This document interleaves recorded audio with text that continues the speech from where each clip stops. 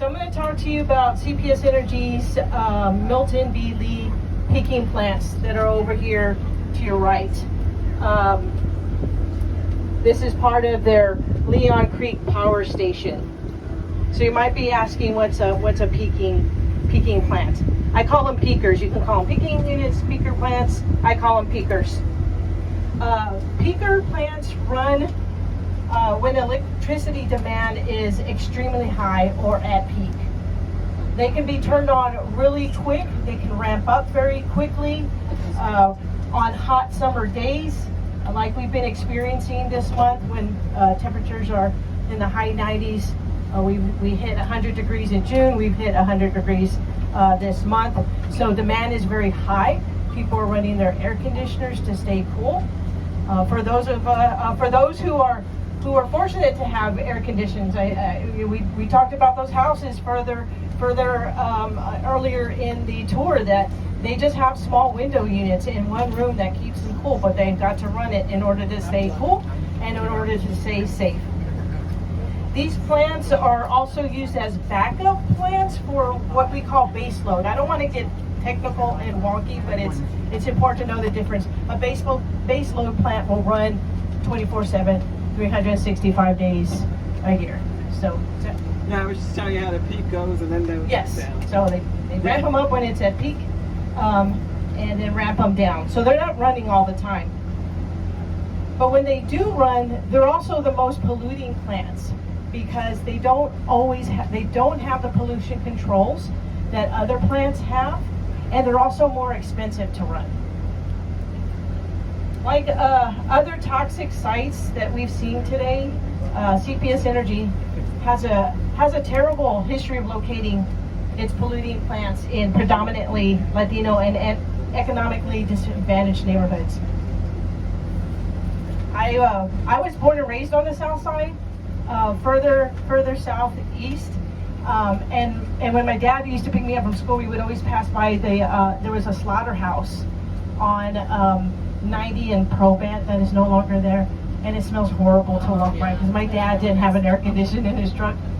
And I used to ask him, like, why here? Why near neighborhoods? And he said, nobody cares about the Mexicanos. They're gonna put I'm not gonna say what he said, crappy things in neighbors where they're Mexicanos. And it didn't really hit me back then, but I think about him a lot now. My parents are buried on Southeast Military Drive, Mission Park Burial, and there's a refinery right next to it. So I can see that refinery run when I go visit their gravestones. And that is what environmental racism is.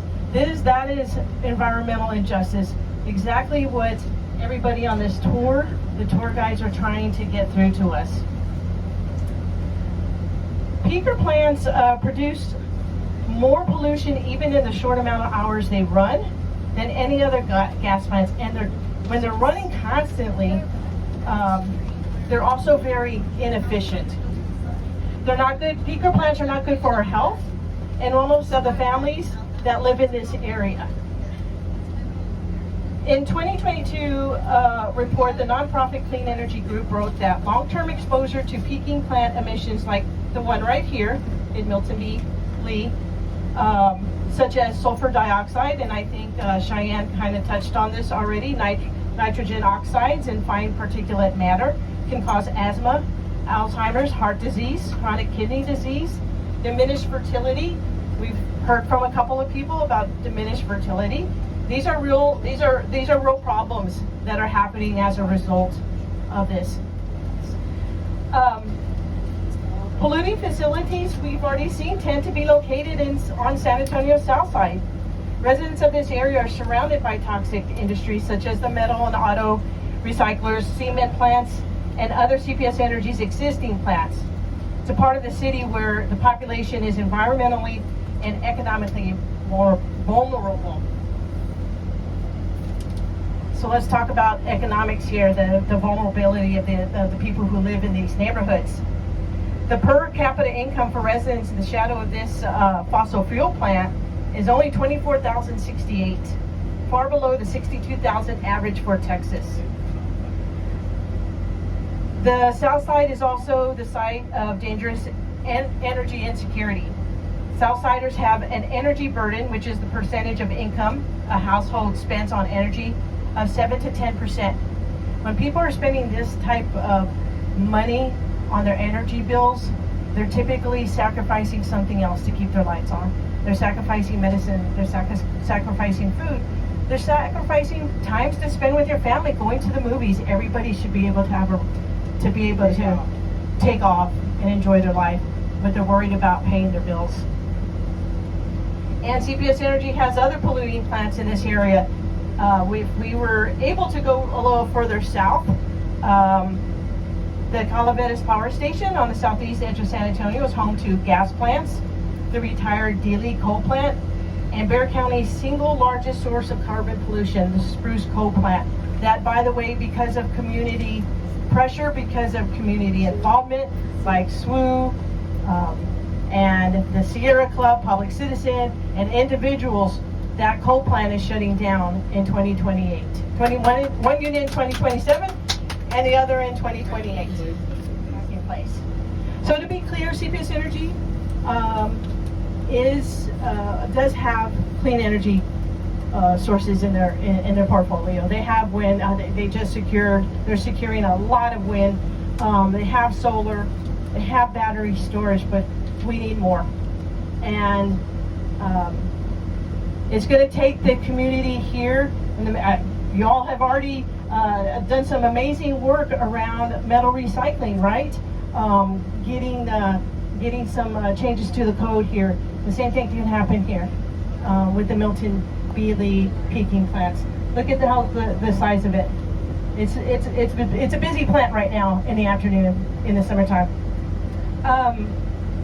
So it's going to take everybody, including the people in this district, to say, CPS Energy, we don't want any more dirty gas plants, especially one like this.